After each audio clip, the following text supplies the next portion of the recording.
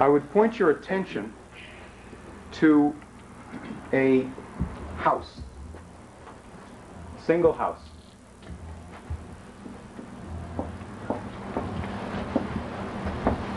It goes by the name of Thorpe Lodge. This is a house in England. And a gentleman named Peregrine Worsthorne grew up there. A gentleman of the highest type. I have to spell it right here. And he had a mother one time named Priscilla. I probably haven't spelled it right. She married a man who became Peregrine Worsthorne's stepfather, a guy named Montagu Norman.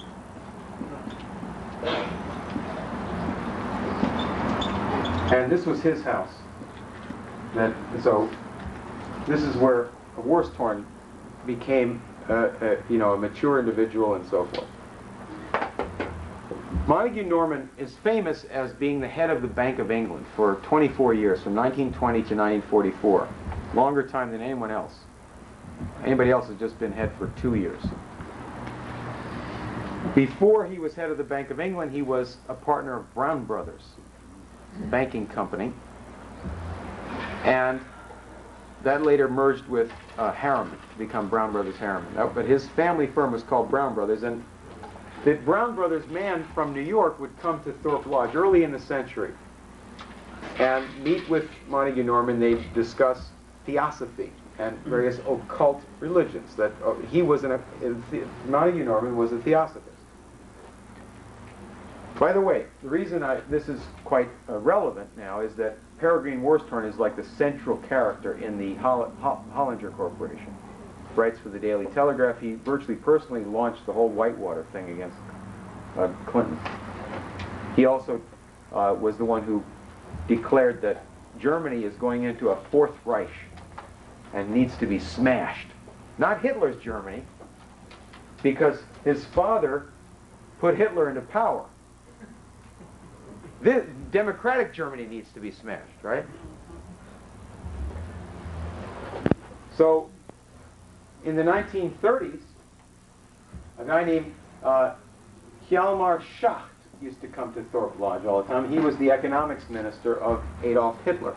And he'd come to Thorpe Lodge, meet with Montagu Norman, Daddy, and discuss the budget of Nazi Germany. Well, how are we going to carry on for the next 6 months in Nazi Germany? Oh, great master, head of the Bank of England, who runs all world finance,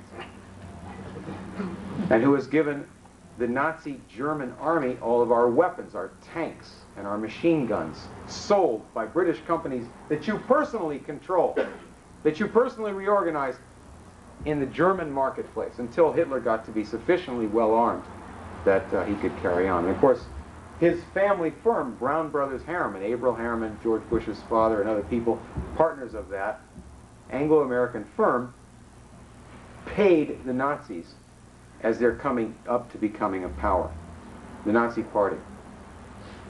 So this is the pro-Hitler faction inside of England. There are people who don't appreciate Hitler in England. Montagu Norman convinced the various people within the British government that they should go along with Hitler. So this is the fanatically pro-Hitler faction.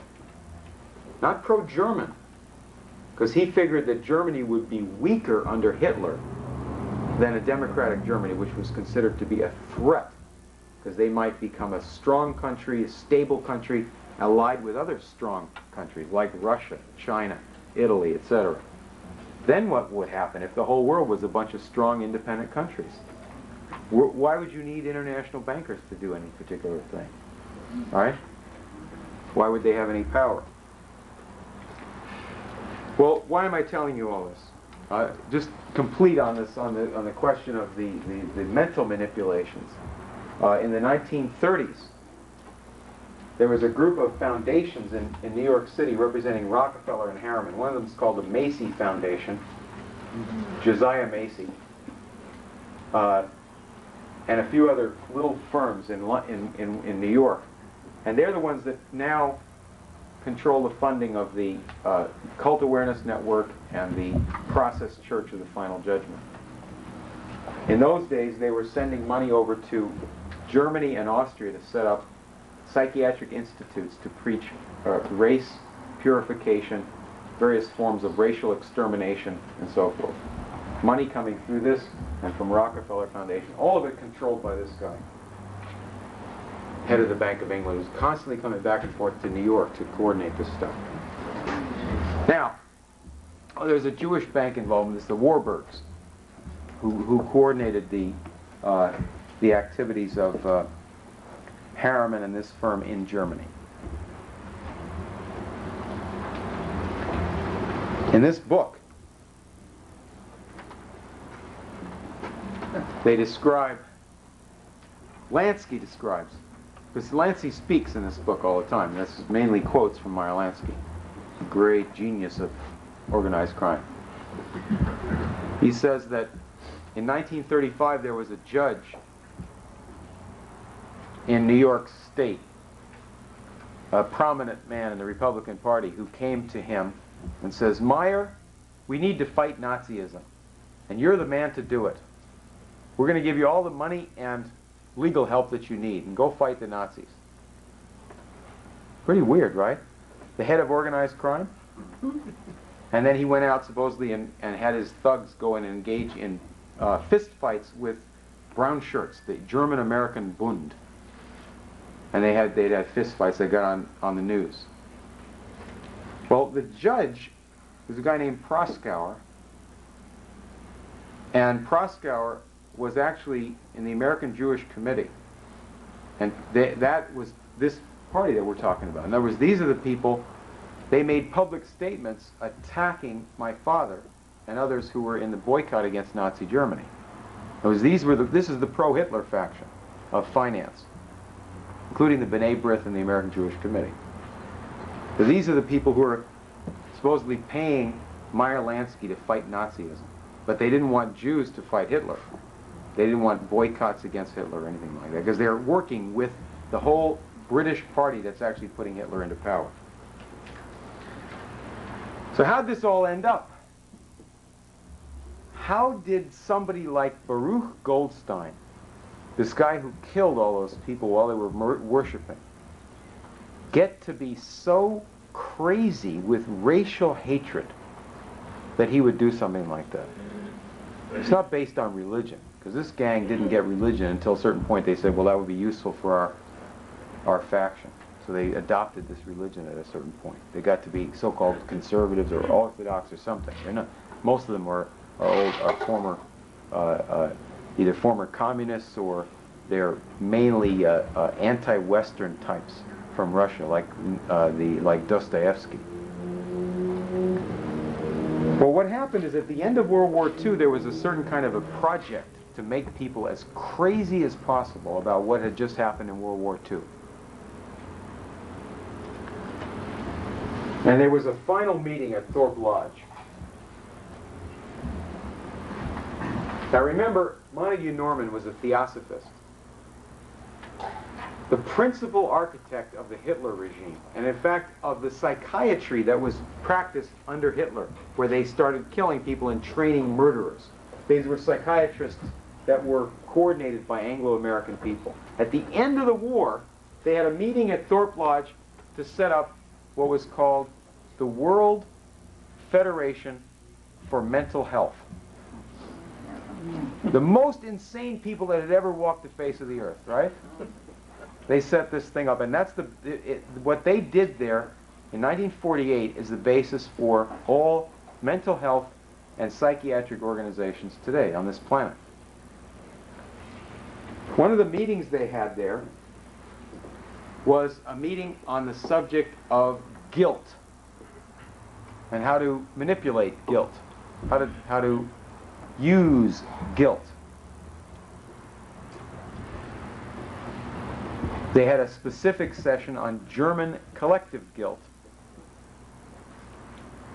And off of that, they published a book called The Authoritarian Personality. That was published by Proskauer and the American Jewish Committee. That is, the pro-Nazi group in America and Britain published the literature telling you about the guilt of the German people for the crimes of Hitler. The keynote speaker at that conference on German collective guilt was Margaret Mead. And the chairman of the meeting was the head of the Scottish Rite Freemasonry's Insanity Project. Project on Insanity, run by Scottish Rite psychiatrists. He's over from America. So this is a bunch of British ghouls, and they're American hangers-on. They had Carl Jung was a vice president of this Congress. Freud's daughter, Anna Freud, was a vice president.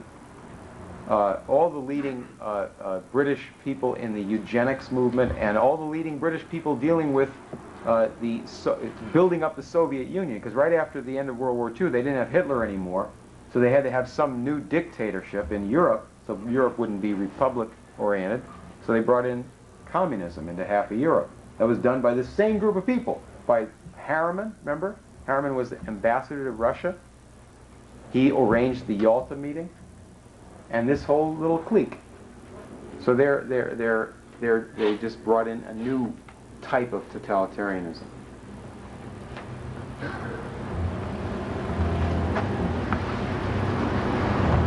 Now,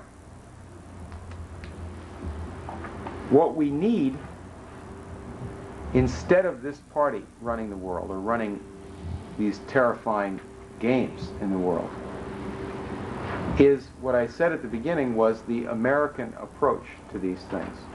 What Perez and Arafat are working on, or were working on before this massacre, which is the concept of massive economic and industrial development in that region. Now, can you put that on the table for discussion for people? Oh, well, that's not on the agenda. We're into something else today. We're into end times, we're into environmentalism, all these different concerns, right? Not the American system of economics of the 19th century. Who ever heard of that? Well, I'll give you a hint. Who heard of it? The Irish heard of it. There was a man named Arthur Griffith, who was the head of the Sinn Féin party, the Irish Nationalist Party, in 1920. And he died about 1922, I think, but he was actually president of Ireland for a little while. He was a real fighter.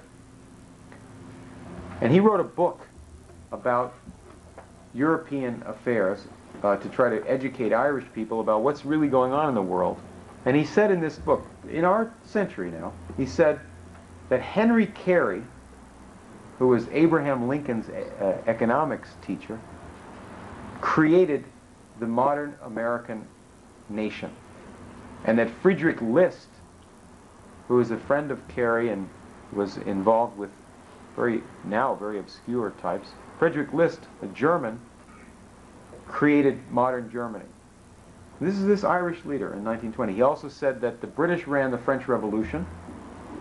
Not the Illuminati, the British. Don't give me any Illuminati. How come the Illuminati didn't overthrow the British government if they're so interested in overthrowing governments and being communists and so forth?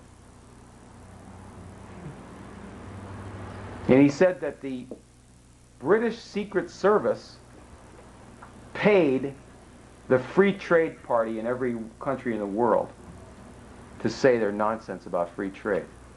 The British prohibited imports of manufactured goods into England and dumped their trash on other countries to sell it and undermine their manufacturing in every other country while preaching free trade. Until at a certain point in the middle of the last century, certain countries in Europe wouldn't buy it, and so the British had to change the law in England just enough to convince the other people that free trade was on the agenda. And a lot of other things this Irish guy's writing about in our century.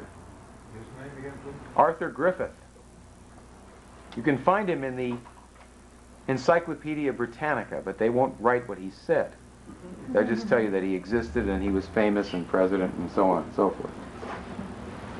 But gosh, people in as long, not so long ago as 1920, still knew about these things. People in America today know something about the British. For example, they know that there are people in America called Anglophiles. And they have some pretty bad attitudes about things, race attitudes or aristocratic attitudes or anti-Christian attitudes or what have you. They don't necessarily put the one and the two together. They don't know today what people knew in the 19th century, or they, even if they see it, they don't want it to register because they say, well, how could I tell anybody else about this? So I read it and I forget about it. A simple fact that was known in the 19th century, that Adam Smith,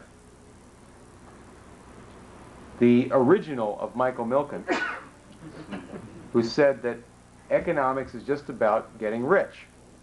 And that's all there is to it. You set up your system so that people can get rich who are able to, and that'll work out for the best. And that's all economics is about. But that in the 19th century, people knew that Adam Smith represented despotism, tyranny, reactionary politics, oligarchism, force, British Navy bombarding ports of people and so forth and setting cities on fire like in China and so forth. That's what was known and understood in the 19th century, and that freedom had to do with having your own powerful government.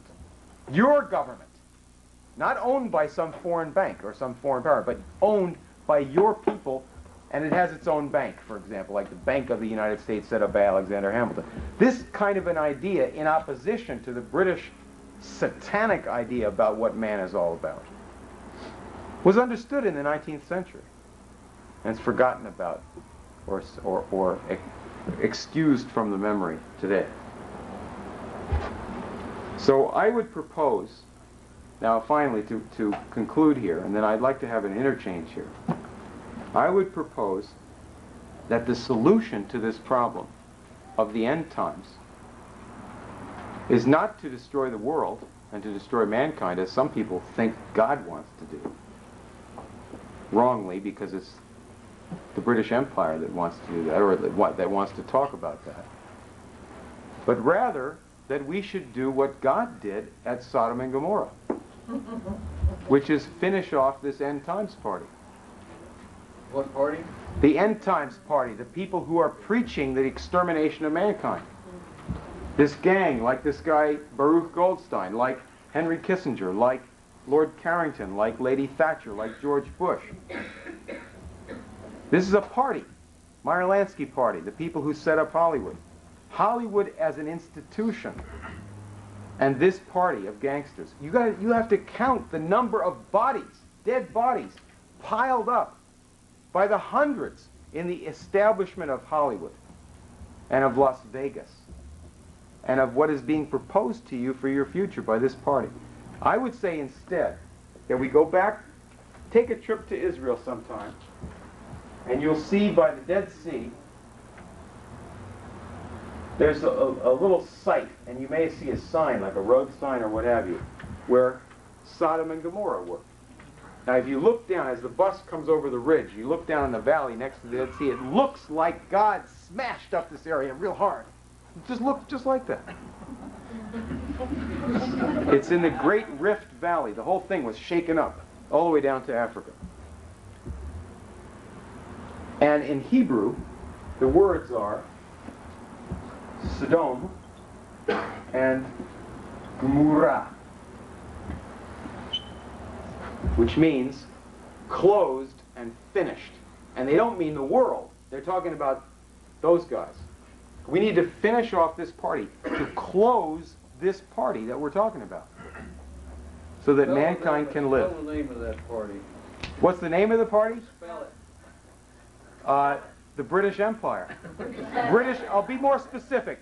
British empiricism. Empiricism. In other words, I mean, that's a very serious question. What is it? What's a way that you can identify this generally? Well, you can identify this in many fields. It's not just a group. It's a way of thinking also. Up until about 1815, Sir Isaac Newton was considered to be a fraud. Cheap. He's called an empiricist. Right? That used to be another word for atheism. If you were an empiricist, that meant that you didn't even pay any attention to any deeper cause of anything than what you saw or perceived with your senses. And so you're obviously a charlatan in science. But after that period, when you have these characters taking over our universities, and you have the proliferation of British Freemasonry and various forms of corruption in culture, you have all kinds of things presented to people as if they were scientific and great. Until in the 20th century it becomes totally laughable, and people are embarrassed to even talk about these things. For example, Picasso becomes a great artist at a certain point. He actually was a decent second-rate artist at a certain young age, and then he started making these crazy things on the paper and was promoted by these guys, these oligarchs, these British characters. It's music the same way. Do you ever hear so-called modern serious music? Completely insane, deliberately insulting to the human mind, to human emotions, so forth. And they say it as if it were the same category of event as Beethoven. Not to speak of, satanic rock music. In every field, particularly in physical science, in the sciences of physics and other areas, completely degenerate, laughable activities in the 20th century are promoted as if they were serious. And then, of course, you have the British empiricist line that's drawn that says that science and religion must be always separated from one another, whereas the classical scientists, the ones who made all the great discoveries, were always deeply religious people. So, British empiricism, this way of saying that you should take a cheap view of the world. Life is cheap. Labor should be cheap. Don't spend too much time and effort on doing philosophy when you're going to deal with science. Just pick up what the senses say and publish something. And kill the scientists who are deeper thinkers or destroy their reputations. That's British empiricism. And the correlative for that in politics is this party. You have the specific group that's involved in the Hebron massacre. You have two political parties in Israel that were just banned by the Israeli government. One's called the Kach Party, and the other one is called Kahana Lives, or Kahana Chai, after Meir Kahana. And the Prime Minister of England, of Israel, when they banned these parties of the terrorists, of the Jewish terrorists, they said that the problem primarily of these groups is in the United States, is in New York, in Brooklyn. And they wish that the U.S. government would do something about these people. There's thousands and thousands of people like this in Brooklyn, with machine guns. They get their money from gangster activities, the diamond trade and dope smuggling. They're political provocateurs, and they're deep, deep racists. And the Prime Minister of Israel said, Judaism spits on these people. Pretty strong language, right? Well, if he says that, at least what we can do is investigate these people and say, let's try to clean up this party. In the business world, this party is represented by, and in the political world, in the more respectable so-called political world, this party is represented by the Anti-Defamation League, ADL. And if you want to clean up this party, you have to close down the ADL.